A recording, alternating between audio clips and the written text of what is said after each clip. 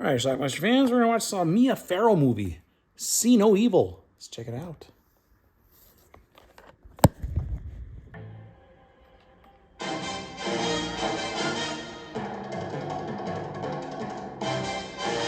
Mia Farrow plays Sarah. She's a blind woman coming to stay with her uncle and aunt at their palatial estate. I remember. And her cousin. Rushington I mentioned her aunt and uncle. Here they are in all their glory. Don't they look fun? Fuss. I suppose the best thing is let her find her own way and just not pay her too much attention. Several times throughout this film, we see these boots. And we're led to believe that they might not belong to a nice man. Sarah. Okay. That's her cousin, Sandy. She's, as the family does their thing, apparently Aunt heard somebody at the door. That's Betty. Oh, look, it's the boots. So anyway, after riding with this dude here, I think his name is Steve, he drops her back off. They were doing some horseback riding. So no one's at home apparently. So she's just doing her thing. Almost stepping on some glass on the floor, which she doesn't know is there.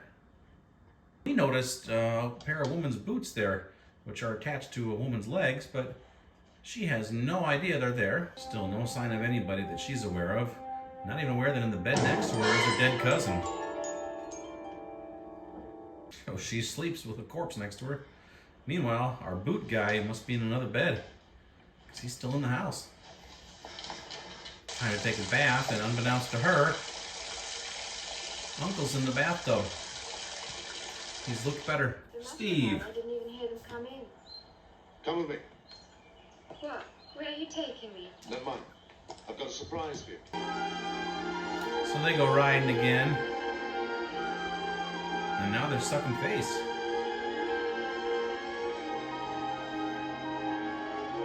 Gonna take a bath. Aunt Betty! Aunt Betty! She found a body in the bathtub, of course. Sandy! And now she's gonna find her cousin. Meanwhile, our cowboy boot guy is washing blood off his boots.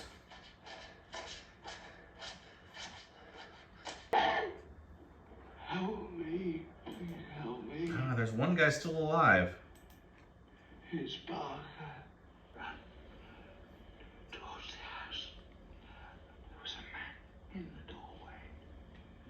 The kitchen doorway. I saw the gun go up.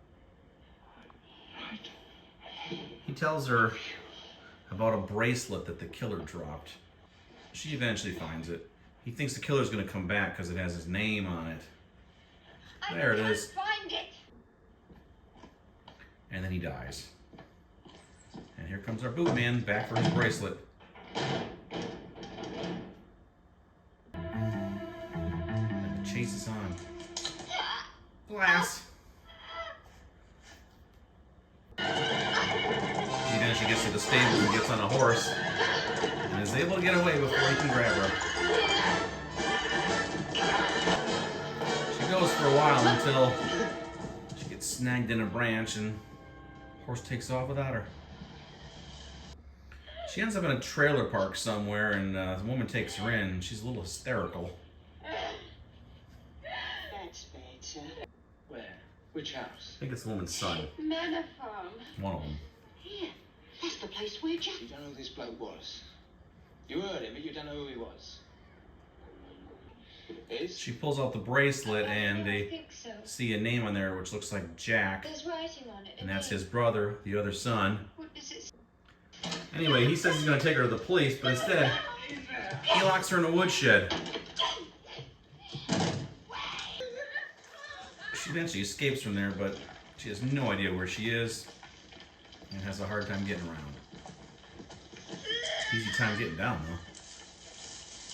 Eventually, Steve finds her. It's all right. So they end up leaving her at the estate, and then they get on horses to try to find this killer on the loose. You'd think they'd call the police, but whatever. This guy attacks his brother Jack, who denies he did anything. Listen, I came out of the girl. They look at it closely and it actually says Jacko, not Jack. It's Andy. Oh, it's not fun, I swear it. Well, they ain't gonna believe a jipper, are they? Then we see Jacko. One of the other people knows who Jacko is, so as she's taking a bath, I don't know exactly what he's looking for. Found him.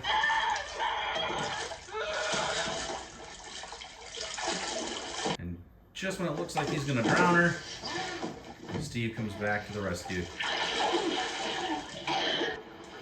And that's basically how our film abruptly ends.